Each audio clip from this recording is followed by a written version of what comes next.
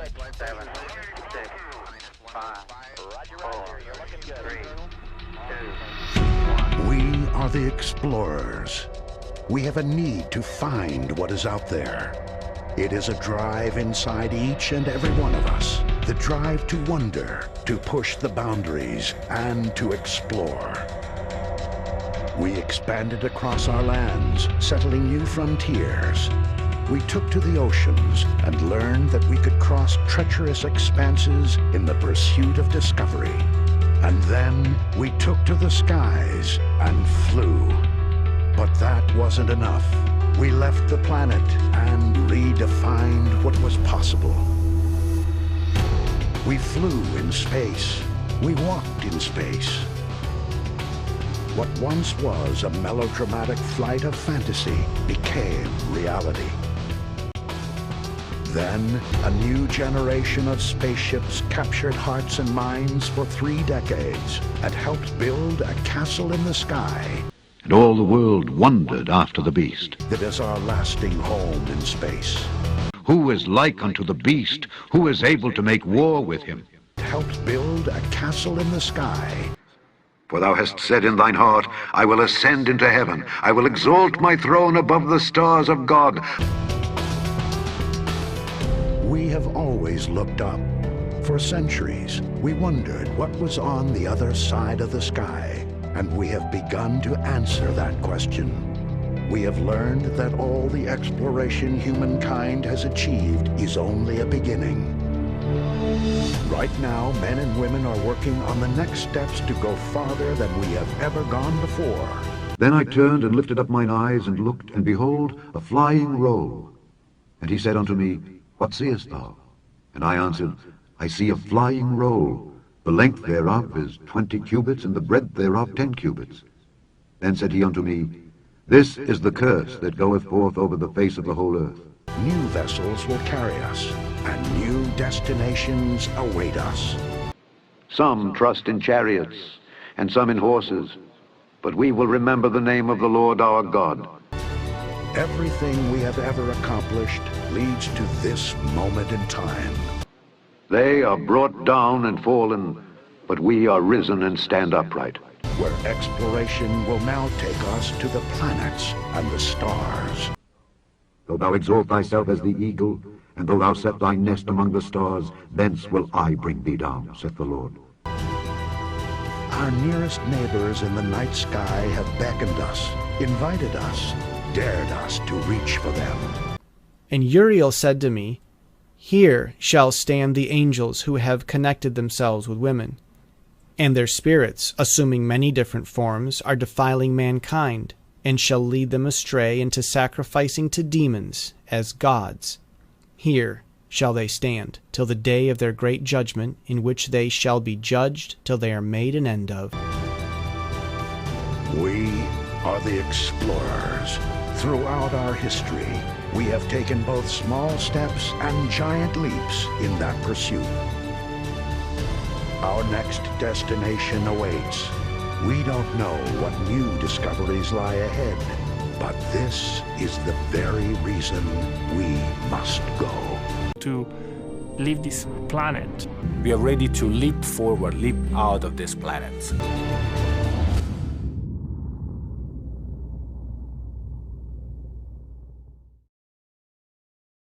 Space, the final frontier. When Star Trek originally aired in 1966, NASA's space program was still in its infancy. But Star Trek allowed us to imagine what could be if we dared to boldly go where no one had gone before.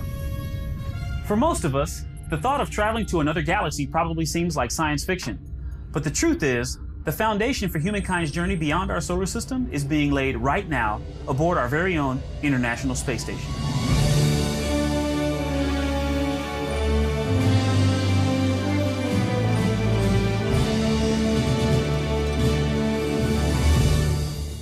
And the whole order of the stars shall be concealed from the sinners. And the thoughts of those on the earth shall err concerning them, and they shall be altered from all their ways. Yea, they shall err, and take them to be gods. And evil shall be multiplied upon them, and punishment shall come upon them, so as to destroy all. On the original Star Trek TV series, space stations served as deep space research laboratories as well as rendezvous points where starships could dock before exploring the unknown. Lieutenant, contact the space station. Captain, the station is calling us. All right, put them on. When we were envisioning our own space station, the applications were similar. The International Space Station is probably the most fantastic vehicle ever built. It's a one-of-a-kind laboratory orbiting about 250 miles above the Earth. And we perform experiments on the International Space Station. We can do science, we can do experiments, we can learn how to do things out of this world. And the result will help benefit the people on the ground. And all of this data goes to further our knowledge of the universe, so. But it's not just that. We are using the space station as a test bed for future space exploration. It's to further our capabilities to travel in space and ultimately being able to leave this planet and go beyond as humankind. To leave this planet. It's not only part of our present, and certainly be part of our future.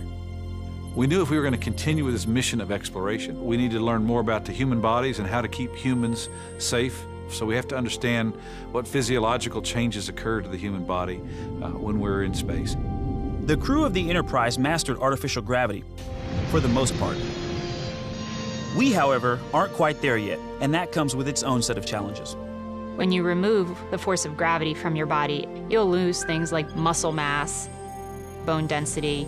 Your heart doesn't have to work as hard. Overcoming these challenges will become even more important when humans step foot on Mars, where the crew will have to be self-sufficient. But thanks to the International Space Station, we're able to study the effects of weightlessness and develop countermeasures in orbit, close to Earth. Handsome boy, keep it up. The International Space Station isn't just providing insight into how our bodies adapt to spaceflight, but we also knew we need to learn a lot more about living in space and how to be self-sufficient to take care of our crews as they went on a deep space journey. For deep space missions, we still have a lot to learn. We need to find out how to mitigate these limitations that we have.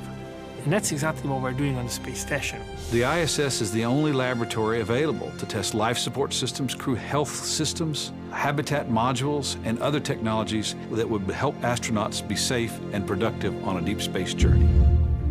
Do you wish that the first Apollo mission hadn't reached the moon, or that we hadn't gone on to Mars and then to the nearest star?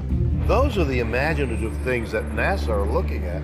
That's every bit as passionately imaginative as science fiction. I personally think that we are at a moment in the history of the human race where we are ready to leap forward, leap out of this planet. And I think it's in our evolutionary creed that we have a manifest destiny to go into space and to find new worlds to live in. So every step we take, we're just getting further and further into space and becoming more and more like Star Trek. And just like Star Trek, our journey will never end. Even though we've been sending humans into space for over 50 years, it is still just the beginning. Someday, far into the future, we'll look back and recognize the pivotal role the International Space Station played in humankind's deep space exploration. Given enough time and ingenuity, who knows where our imaginations will take us.